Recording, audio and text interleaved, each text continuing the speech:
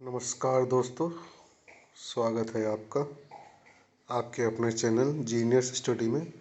ये UP GK का दूसरा पार्ट है। ऐसे ही वीडियो को पाने के लिए चैनल को लाइक, शेयर, सब्सक्राइब करें और सपोर्ट करें, जिससे मैं आपको वीडियो बना के देता रहूं। तो शुरू करते हैं आज का क्विज। हमारा पहला क्विज है, निम्नलिखित में से कौन सा नगर गंगा के किनारे स्थित नहीं है। आपको 10 सेकंड मिलेंगे और 10 सेकंड में आपको अपने मन में उत्तर सोच लेना। बाकी तो मैं उत्तर में टिक करता रहूँगा। तो निम्नलिखित में से कौन सा नगर गंगा के किनारे स्थित नहीं है। आपका लखनऊ गंगा के किनारे स्थित नहीं है। निम्न में से कौन गंगा की सहायक नदी नहीं है। घाघरा, यमुना, गोमती, चंबल। ठीक, घाघरा आपकी गंगा की सहायक है। यमुना बच्चा बच्चा जानता है।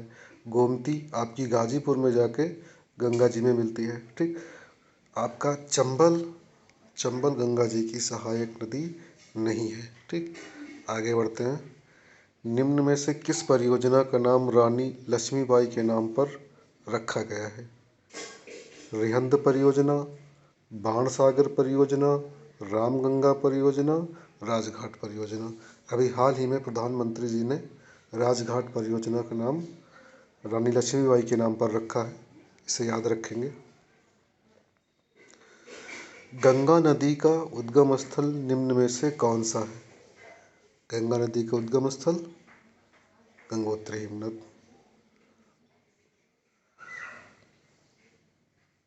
सॉरी, गंगा नहीं है। गंडक नदी का उद्गम स्थल निम्न में से कौन सा है। गंडक नदी का उद्गम स्थल मुस्तोंग हिमनद है, याद रखेंगे, मुस्तोंग हिमनद।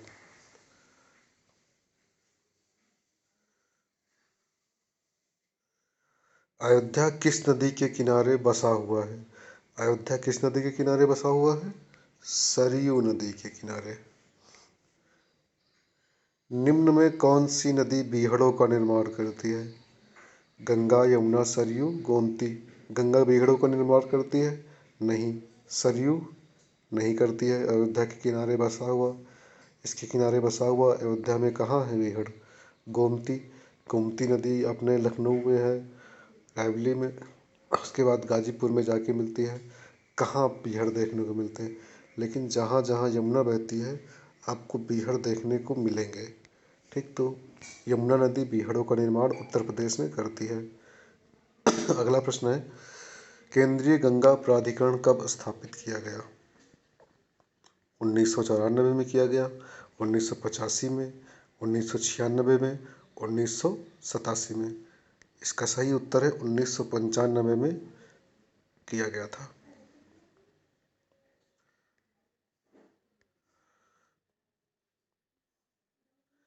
किन नदियों का उद्गम दक्षिण से आकर गंगा में मिलता है। ठीक, सॉरी, किन नदियों का युग्म दक्षिण से आकर गंगा में मिलता है। मतलब दो नदियों के जोड़े दिए गए हैं, इनमें से कौन सा जोड़ा गंगा में दक्षिण दिशा से जाके मिलता है। केन सिंधु नहीं, बेतवा केन नहीं, चंबल सिंधु नहीं। आपका टोन्स और सेम ऐसी नदियां हैं जो गंगा जी में दक्षिण से आके मिलती हैं। घाघरा नदी को ही नेपाल में क्या कहते हैं। घाघरा नदी को नेपाल में नारायणी कहते हैं। क्या कहते हैं, नारायणी। निम्न में कौन सा युग्म गलत है। मतलब कि इसमें नदी और उसका उद्गम स्थल दिया गया है, तो आपको पता करना है कि कौन सा उद्गम स्थल सही नहीं है, गलत है। गंगा गंगोत्री से निकलती है। यमुना यमुनोत्री से निकलती है। शारदा कौड़ियाला से नहीं निकलती है। कौड़ियाला से ना निकल के ये आपका पिथौरागढ़ से निकलती है। कहाँ से, पिथौरागढ़ से। ठीक, घाघरा मापचाचुंग से निकलती है, याद रखेंगे। घाघरा का उद्गम स्थल मापचाचुंग है और शारदा का पिथौरागढ़। सॉरी, नदी कहाँ पर गंगा में जाके मिलती है? ठीक, इसमें प्रश्न होना चाहिए था, टाइपिंग मिस्टेक है। इसमें होना चाहिए था गोमती नदी कहाँ में जाके गंगा से मिलती है, मतलब किस स्थान में जाके गंगा से मिलती है। तो इसमें आपका गाजीपुर सही होता। आपकी जो गोमती है वो गाजीपुर में जाके गंगा जी से मिल जाती है। प्रयागराज में आपकी यमुना मिलती है। ठीक, जयपुर में तो गंगा जाती ही नहीं है। ठीक, आगे बढ़ेंगे। जैन धर्म का सुप्रसिद्ध पर्यटन स्थल काम्पिल्य, ठीक, किस नदी के किनारे स्थित है? जैन धर्म का जो पर्यटन स्थल काम्पिल है वो गंगा जी के किनारे है। आपको बताना है काम्पिल है किस जिले में। बहुत ही पूछा जाता है रिपीटर पीएससी में, काम्पिल्य कहाँ है, आपको बताना है। बेतवा नदी यमुना में किस स्थान में मिलती है?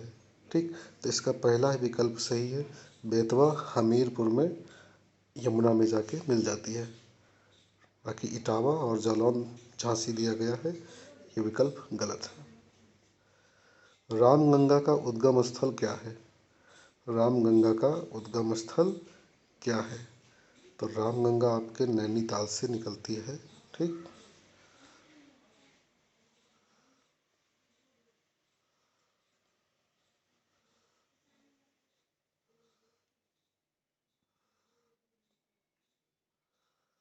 आपका वीडियो यहीं समाप्त होता है।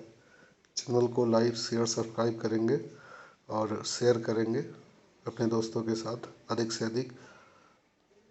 धन्यवाद।